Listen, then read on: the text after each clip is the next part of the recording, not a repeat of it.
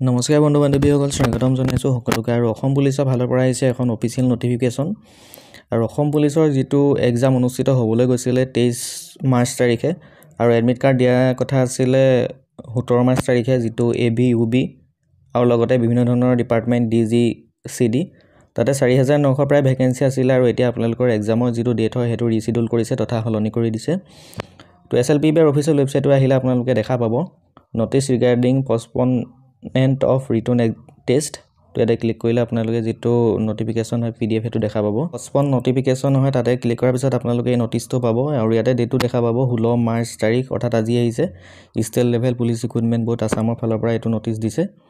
আৰু ইয়াতে উল্লেখ কৰিছে connection with recruitment for constable AB আৰু UB, আৰু বাকী যিখিনি ডিপাৰ্টমেণ্ট আছিলে DG CD এনেকুৱা ধৰি।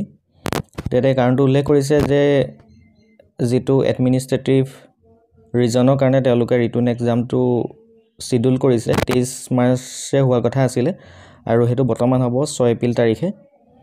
আৰু তাৰ কাৰণে আপোনালোকে এডমিট কাৰ্ড ডাউনলোড কৰিব লাগিব 1 এপ্ৰিল তাৰিখে ৰাতিপুৱা 11টা বজাত।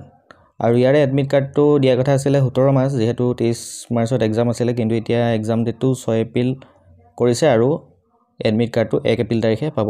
যিখিনি কেণ্ডিডেটে পাছ কৰিছিলে বা ৰিটাৰ্ণ এক্সাম দিবলৈ গৈছিলে তেওঁলোকে 1 এপ্ৰিল তাৰিখে এডমিট কাৰ্ডটো ডাউনলোড কৰিব পাৰিব। তো এইখিনি আছিলে ইনফৰমেশ্যনখিনি। নেক্সট যিকোনো ধৰণৰ আপডেট পাবৰ কাৰণে চেনেলটো ছাবস্ক্ৰাইব কৰি ৰাখিব। তো এতিয়ালৈ ইমানেই, ধন্যবাদ।